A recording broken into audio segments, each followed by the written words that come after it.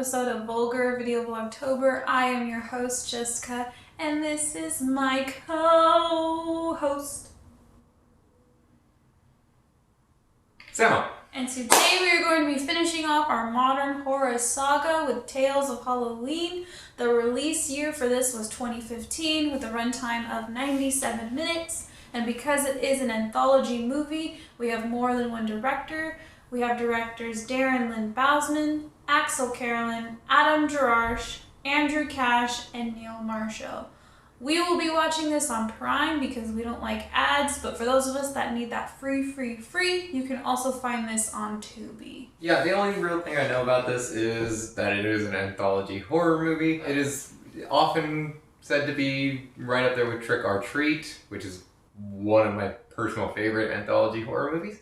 So that's a good thing. So I'm pretty hopeful about this. What are your thoughts going in? I like anthology horror movies. I haven't seen a whole lot of them. My favorite one that I have seen is VHS. I haven't seen Trick or Treat, but we'll probably watch Trick or Treat. We haven't found it for free, so we might just rent it just because we can. But besides the point, I'm going in pretty hopeful because if one story sucks, maybe the others won't suck so bad. So those are my thoughts on that. Yeah, and we've got a couple of directors here who are pretty well known, like Darren Lynn Bousman and Neil Marshall. So that gives some hope that it'll be good. Honestly, I'm just hoping to have some fun with it. You know, have a nice, fun little Halloween style movie a little while before Halloween. Which is about a week. Oh, yeah, shit. about a week away. It's a week away. Yeah. All right. So we will see you guys in 97 minutes. And we are back from our adventure of Tales of Halloween. We forgot to mention, well, probably because we didn't know as we were watching the film, there were 10 stories, so there was a bunch of other directors. There wasn't information about the rest of the directors posted on the information about the movie. So shout out to Ryan Schifrin, John Skip, Paul Soleil, Lucky McKee, Mike Mendez, and Dave Parker. Yeah, 10 stories in total. Just gonna run them down real quick. We have Sweet Tooth, The Night Bill Raised Hell, Trick, The Weak and the Wicked, Grim Grinning Ghost, Ding Dong, This Means War, Friday the 31st, The Ransom of Rusty Rex, and Bad Seed. Overall, it's a lot more fun of a anthology sort of thing. A little bit crazier sort of scenarios. A little bit comical, not to a crazy degree, but definitely isn't taking itself too seriously, which is something I actually enjoy. You know, as long as they kind of run with that the whole time. It's not like one's kind of funny and then one's super serious trying to be horror or something. Yeah. I thought overall that since it knew what it was fun to watch. It was genuinely fun to watch. Some of the stories had characters. There are background characters from main story characters as we flip through the different stories, because essentially all of these 10 stories are happening in this one area, which I thought was pretty neat that they had in there. I liked it so much that I was kind of disappointed with some of the stories ending unfinished, or the ending was it was just unsatisfying. Like, I wanted to continue watching, like, ooh, what's gonna happen next? So I think that's where I'm feeling conflicted when we do rank this. Like, I really enjoyed it, but at the same time, like, some of the stories felt incomplete, which was like, wait, I want to continue watching. It's over. Yeah, kind of the exact opposite of All Hallows Eve, because those ones we couldn't wait for those stories to finish, especially the second one. You couldn't wait for the stories to be over. Whereas this one, I would like to see you guys run with the idea just a little bit longer, especially because it was 2 in a row, really. It was Grim Grinning Ghost and then Ding Dong, that both just kind of ended super abrupt. We didn't really get a terribly great conclusion there, but they were still good. They were still very interesting. Weird, but interesting. Yeah. And I'm willing to bet your favorite was Friday the 31st. Yeah. It's a Friday the 13th kind of sort of story. It's a little funny because it's kind of like mocking it in a way, so spoiler alert. So it's kind of like your run-of-the-mill guy with the funky face. It's basically Jason. It's just Jason. Let's just put it out there. It doesn't say it's Jason, but it's totally Jason before he starts wearing the coverall or whatever.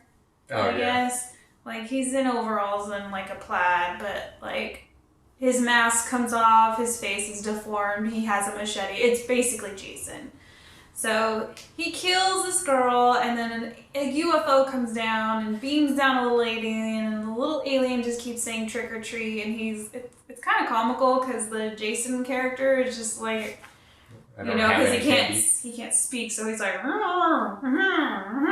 he doesn't have anything, and so like he steps on the alien then takes over the girl's body that he just killed, the final girl's body that he just killed, and so they're just hacking at each other. It's a little funny that he's running away from the victim he just killed.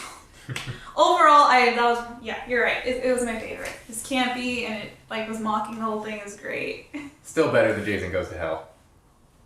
Ooh. Some shade being thrown around here.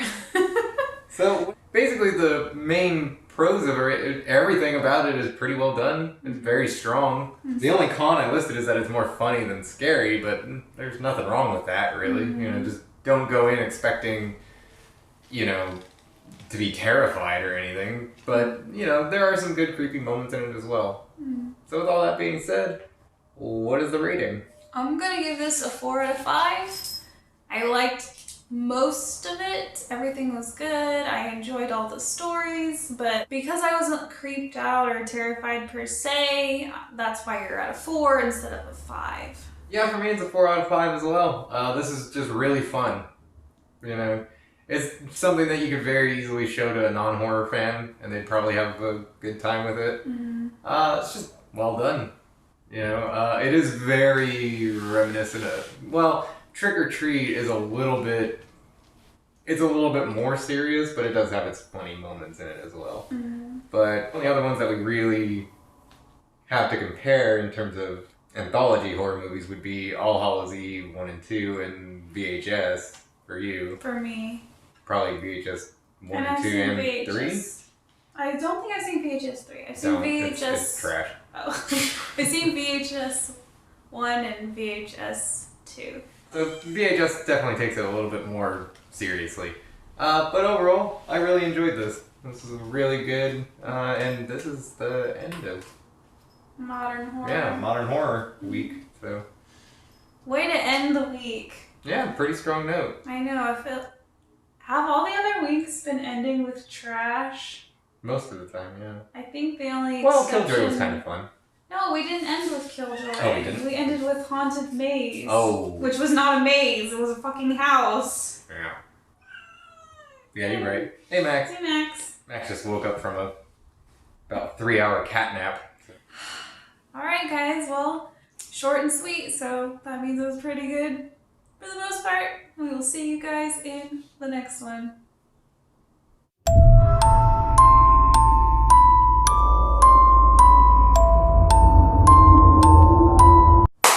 Hello. Probably, that's not. Oh, little baby. Alrighty, guys. Well, sorry it was short, but you know what we say, when it's short and sweet, it's pretty good. We will see you guys in the next one. Oh, I didn't do the rewind.